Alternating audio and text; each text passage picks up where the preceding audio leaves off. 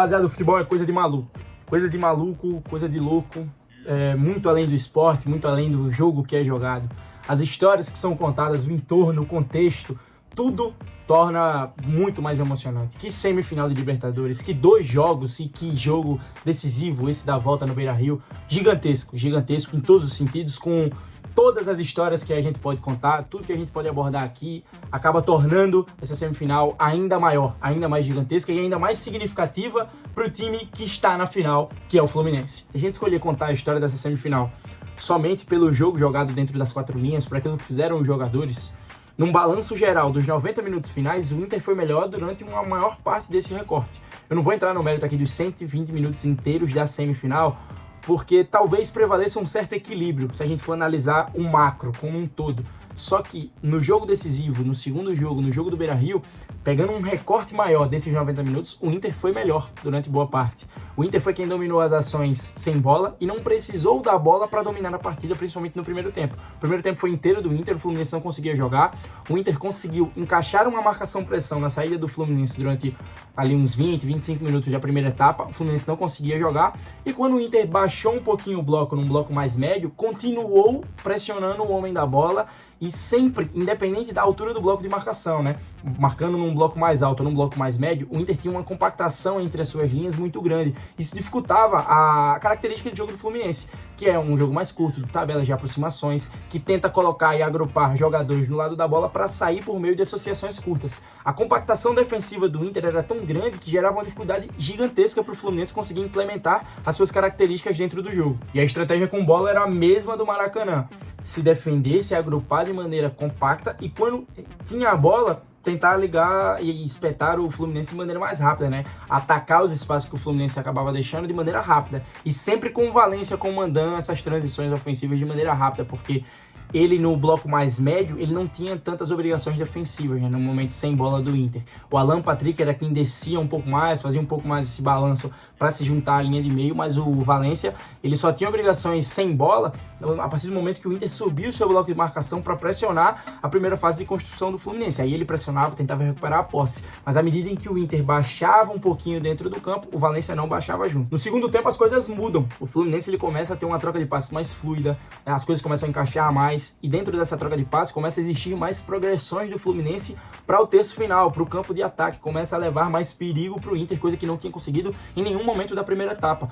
E aí as coisas começam a mudar um pouquinho de figura, só que o Fluminense não conseguia ser efetivo, não conseguia de fato converter essa mudança de figura do jogo em resultado, em gol, não conseguia de fato levar um perigo que assustasse muito o Internacional. E aí, em dado momento da segunda etapa, o Inter, mesmo baixando um pouco mais as suas linhas, conseguiu retomar mais a posse da bola, recuperar mais, roubar mais a bola e, mais uma vez, a mesma estratégia: espetar, atacar as brechas que o Fluminense dava de maneira rápida. Só que aí vai ficar algo marcado, infelizmente, pelo excelente atacante que é o Valência, só que ele não pode perder os gols que ele perdeu hoje, não pode. Ele não pode perder os gols que ele perdeu numa semifinal de Libertadores, em que se ele faz esses gols, ele podia decidir completamente o rumo da partida e colocar o Inter no final. Vai ficar marcado, é um cara que deu muito trabalho na partida de ida, na partida da volta. Na partida de ida, pra mim, ele foi o melhor, talvez, se não foi o melhor, foi um dos melhores dentro do campo. No jogo da volta, ele também foi um dos melhores dentro do campo, só que ele não pode, cara, ele não pode. É o papel dele, é a função dele colocar essa bola dentro do gol do Fluminense, e ele teve chances, e não foram só chances, foram chances claras, chances que ele criou, que ele conduziu, que ele tentou, bola por baixo, bola por cima, bola conduzida. Não pode, infelizmente vai ficar marcado. E aí é onde entra a frase do Muricy, né? A frase que foi lembrada na transmissão, que é a bola pune. O Fluminense conseguiu ser efetivo depois de um tanto de tempo tentando na segunda etapa, depois de um tanto de tempo durante o jogo inteiro, tendo mais a posse da bola, buscando progredir, buscando suas tabelas, suas associações. O Fluminense conseguiu. E a mudança do aspecto do Fluminense dentro do jogo passa muito pela entrada do John Kennedy, né? É um menino que muda completamente a figura do jogo, é um menino que mostra muita personalidade, ele que se posicionou muito bem no primeiro gol, ele que atacou muito bem o espaço no primeiro gol e que mostrou muita personalidade e frieza na cara do gol. Uma cavada que, assim, é de uma frieza e de uma personalidade muito grande. E o segundo gol do Fluminense, o gol da virada, né? Tudo aconteceu muito rápido ali, papo de 5 minutos. É uma obra de arte que é pincelada pelos comandados do Fernando Diniz, mas quem dá vida a esse quadro, quem dá a vida a esse Fluminense é o cara que tá na beira do campo. E aí é onde começa os desfechos, os capítulos que a gente pode contar para falar sobre essa classificação do Fluminense para a final. A gente pode falar sobre o Marcelo que retorna para o Fluminense depois de uma carreira multicampeã no maior clube do mundo, que é o Real Madrid, e ele consegue levar o Fluminense junto de um coletivo muito forte para a final da Libertadores logo no ano da sua volta. A gente pode ter a história do Diniz, que de uns anos para cá era motivo de chacota pelo modelo de jogo dele, por insistir erroneamente para muitos naquilo que ele pensava que era o futebol para ele. E aí ele, no mesmo ano, ele é finalista da Copa Libertadores, ele conquista o primeiro título da carreira dele e ele ainda é o treinador da seleção brasileira, seja interino ou não. A gente tem a história do John Kennedy, que é um menino que tem uma mudança no extracampo dele, que interfere e influencia bastante nos resultados dele dentro do campo. É um moleque que tem uma importância muito grande para o Fluminense. A gente pode contar a história do Cano e todos os gols absurdos dele, os incríveis gols importantes e decisivos no ano de 2023 pelo Fluminense, a história, a magnitude que ele tem com a camisa do Fluminense, com a torcida do Fluminense. Cara, é muita história que a gente pode contar. São muitos desfechos que a gente pode acabar olhando e que a gente vê a mágica, a magia do futebol, o quanto ele encanta e o quanto ele emociona. Ele vai muito além daquilo que a gente falou no início do vídeo, né? Vai além do esporte, vai além do jogo jogado.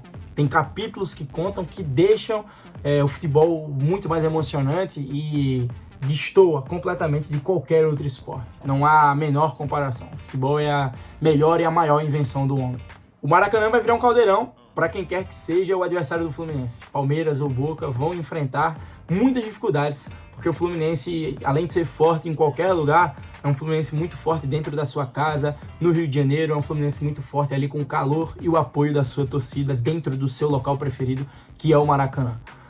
Eu confesso que, eu sou rubro-negro, sou flamenguista, mas assim como muitas vezes eu vi, não querendo comparar o tamanho das figuras, né, a representação dessas figuras para o futebol, muitas vezes eu vi torcedores de outros clubes falando que queriam ver a felicidade do Zico para o futebol, a felicidade do Zico, que era um grande ídolo deles. Para mim, o Diniz é um grande ídolo e eu confesso que torci bastante por ele nessa caminhada, nesse trajeto dele no Fluminense, e torcerei bastante pelo resto da minha vida, porque para mim é uma inspiração como pessoa, como treinador, como um cara que enxerga o futebol muito além daquilo que muitos falam por aí.